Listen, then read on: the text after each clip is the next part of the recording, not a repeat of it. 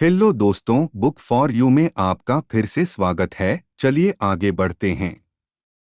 ऐसा ही है राजन, याद करिए कभी आपने किसी मित्र या रिश्तेदार के विषय में बड़े मन से सोचा हो, बड़े मन से उसे याद किया हो और अचानक उस मित्र या रिश्तेदार का संदेश आ जाता है या फिर वो स्वयं आ जाता है, जबकि कई सालों से उसकी कोई खबर नहीं थी। महाराज की आंखें अचानक चमक उठीं। हाँ गुरुदेव, आप सही कह रहे हैं।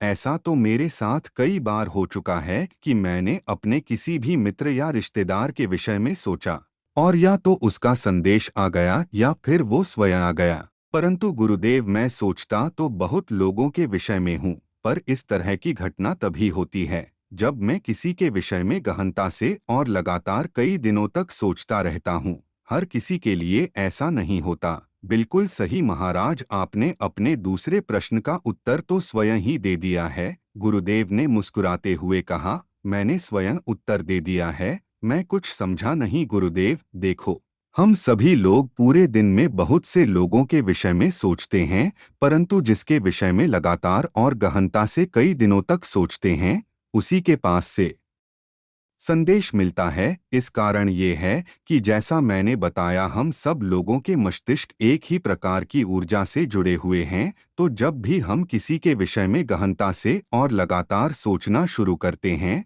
तो हमारे मस्तिष्क से उस व्यक्ति के मस्तिष्क की तरफ ऊर्जा का प्रवाह बढ़ जाता है और हम दोनों अधिक सघनता से जुड़ जाते हैं। इसके बाद लगातार ये होने की वजह से सामने वाला व्यक्ति भी हमारी ऊर्जा से प्रभावित होता है और हमारे विषय में सोचने लगता है। फिर वो इस दुनिया में कहीं भी हो, इससे कोई फर्क नहीं पड़ता। अब अगर हम किसी के विषय में अच्छा सोचते हैं तो उसके पास अच्छा पहुंचता है, और अगर बुरा सोचते हैं तो बुरा पहुंचता है। और इसका असर किसी के ऊपर कितना पड़ेगा, ये उसके ऊर्जा चक्रों पर निर्भर करता है।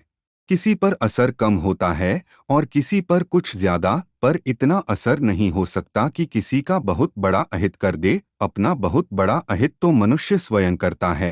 अगर किसी के गलत ऊर्जा भेजने से किसी पर कुछ असर हुआ, तो कुछ मात्रा में नकारात्मक ऊर्जा अंदर प्रवेश करती है। इससे अवचेतन मन में बसे हजारों नकारात्मक विचार मस्तिष्क में आने लगते हैं और मनुष्य मन नकारात्मकता की तरफ जल्दी झुक जाता है। फिर एक के बाद दो, दो के बाद तीन और उसके बाद हजारों उल्टे सीधे विचार आने लगते हैं।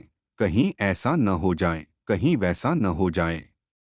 और उसके बाद धीरे धीरे व्यक्ति नकारात्मकता के समंदर में डूब जाता है और उसके जीवन में एक के बाद एक अशुभ घटनाएं होने लगती हैं। तो जैसा मैंने पहले भी कहा था, बाहर से तो कोई भी नुकसान बहुत ही कम होगा, परंतु अगर हम उस छोटे से नुकसान के बाद सचेत नहीं हुए, तो हम अपने आप ही अपने जीवन को नष्ट कर देंगे। गुरुदेव, मस्तिष्क में नकारात्मक विचार आने से हमारे जीवन में अशुभ घटनाएं कैसे होने लगती हैं? घटनाएं तो वैसे ही होंगी जैसे होनी हैं। नहीं राजन, जैसा मैंने आपको बताया कि हर एक वस्तु ऊर्जा के रूप में हमारे चारों तरफ उपस्थित है और वो अपने जैसी वस्तु को तलाश कर रही है। जैसे ही उसको अपने जैसी कोई भी ऊर्जा मिलती है, वो उससे मिल जाती है और बड़ा रूप धारण कर लेती है। तो ये नकारात्मक विचार भी एक नकारात्मक ऊर्जा ही हैं। अगर किसी के मस्तिष्क में उल्टे सीधे नकारात्मक विचार आएंगे, तो बाहर जो खराब घटनाएं भी ऊर्जा के रूप में उपस्थित हैं, वो सारी की सारी उस व्यक्ति से आकर चिपक जाएंगी और जीवन में घटित होने लगेंगी। ठीक इसी प्रकार सकारात्मक और अच्छी वस्तुओं के साथ भी होता है। बहुत बहुत धन्यवाद गुरुदेव, आज आपने मुझे उन गूढ़ रहस्यों के बारे में बताया है जिनसे मैं आज तक अनभिज्ञ था। आज मैंने जान लिया कि हमारे जीवन में सब कुछ यूं ही नहीं हो जाता। हर एक घटना के पीछे कोई न कोई कारण होता है। इतने में एक शिष्य भागता हुआ आया। गुरुदेव, महारानी होश आ गया है, वो महाराज को पूछ रही हैं। तुरंत ही गुरुदेव और महाराज रानी के पास पहुंच गए। महारानी ने पूछा, मुझे क्या हुआ था और मैं कहाँ हूँ? गुरुदेव ने बताया, महारानी आप बिल्कुल ठीक हैं, बस थोड़ा सा चक्कर आ गया था और आप बेहोश हो गई थीं। अब आप मेरे आश्रम में हैं। लेकिन हम लोग यहाँ क्यों आए हैं? महाराज तुरंत बोल पड़े, बहुत दिनों से गुरुदेव से मिले नहीं थे, तो मैंने सोचा कि क्यों न इस बार हम लोग ही उनके आश्रम चलें, वो तो हर बार राजमहल आते हैं। महारानी को कुछ भी याद नहीं था। फिर कुछ दिनों के बाद महाराज अपने पुत्र और महारानी के साथ राजमहल वापस लौट आए और अपने राजकाज को संभालने लगे। अब उनको जीवन का अर्थ समझ में आ गया था। धीरे धीरे समय बीतता गया और समय बीतने के साथ हवन, यज्ञ और पूजा पाठ के तरीके और मायने भी बदलते गए। कुछ लोगों ने पूजा पाठ को श्रद्धा के बजाय बोझ बना लिया, जिसको किसी तरह बस निपटा लिया जाए। तो कुछ लोगों ने इसे व्यापार बना लिया, तो वही कुछ इसे मजबूरी समझ के कर रहे हैं।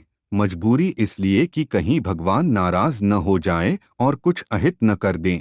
लेकिन जो सबसे महत्वपूर्ण बात है वो ये है कि उद्देश्य सभी का एक ही है, और वो है चमत्कार। सभी चमत्कार की आस में लगे हुए हैं। इस चमत्कार के लिए वो कुछ भी करने को तैयार हैं, सिवाय सच्चे मन से भक्ति भाव रखने के। आइए विस्तार से जानने के लिए आगे की यात्रा पर चलते हैं।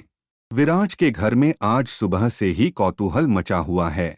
सुबह के 7 बजे हैं और उसकी धर्मपत्नी, दोनों बेटे और बेटी सभी लोग इधर से उधर भाग रहे हैं, वरना 9 बजे के पहले तो कोई सो के भी नहीं उठता।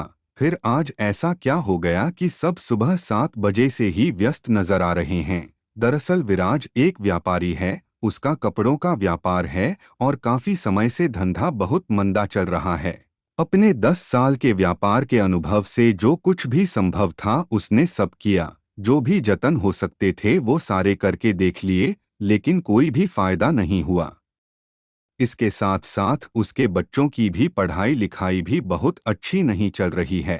पत्नी से भी आए दिन लड़ाई झगड़ा होता रहता था। विराज के जीवन में इस समय कुछ भी अच्छा नहीं हो रहा था। ऐसा लग रहा था कि चारों तरफ जैसे कोई सब कुछ बिगाड़ने में लगा हुआ हो। सब कुछ सही चल रहा था पर अचानक पता नहीं क्या हुआ कि हर चीज बिगड़ती ही चली गई और अभी भी हो रही है।